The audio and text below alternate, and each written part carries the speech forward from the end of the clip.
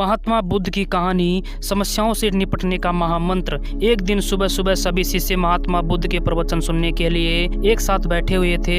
महात्मा बुद्ध उन्हें समझाने का प्रयास कर रहे थे, लेकिन सभी शिष्य कुछ समझ नहीं पा रहे थे। कुछ देर बाद महात्मा बुद्ध अपने साथ एक रस्सी लेकर आए। महात्मा बुद्ध के हाथों में रस्सी देखकर सभी शिष्यों को हैरानी हुई। महात्मा बुद्ध अपने आसन पर बैठे। उन्होंने रस्सी में एक के बाद एक 3 गांठें बांध दी। इसके बाद उन्होंने शिष्यों से पूछा कि क्या ये वही रस्सी है जो गांठ बांधने से पहले थी। इस प्रश्न के जवाब में एक शिष्य ने कहा कि तथागत, इसका उत्तर थोड़ा मुश्किल है। ये हमारे देखने के तरीके पर निर्भर करता है।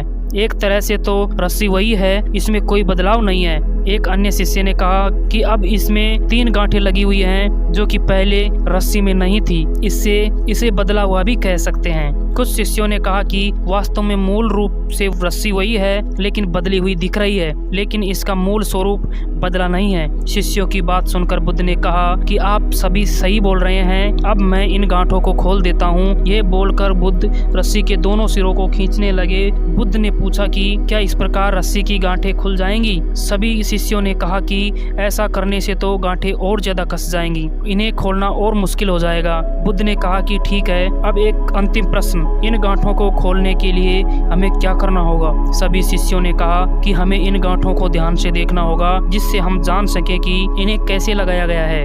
इसके बाद हम गांठें आसानी से खोल सकते हैं। बुद्ध इस जवाब से संतुष्ट हो गए और उन्होंने कहा कि ये बात बिल्कुल सही है। हम परेशानियों में फंसे रहते हैं और बिना कारण जाने ही उनका हल खोजने लगते हैं, जबकि हमें पहले समस्याओं के मूल कारण को समझना चाहिए। जब समस्याओं की मूल वजह समझ आ जाएगी तो उन्हें सुलझाना बहुत ही आसान हो जाएगा और इस तरह समस्याओं का कारण जानकर हम किसी भी गंभीर समस्या से निपट सकते हैं। महात्मा बुद्ध का यह उदाहरण देखकर सभी शिष्यों को समझ आ गया था कि हमें सर्वप्रथम समस्याओं का कारण जानना चाहिए, उसका निवारण अपने आप हो जाएगा। और आप सभी सुनने वाले भाई बहनों से मेरा निवेदन है, अपने जीवन में आने वाली सभी कठिनाइयों का सर्वप्रथम कारण जाने, उसके बाद उसके निवारण के बारे में सोचें। धन्यवाद।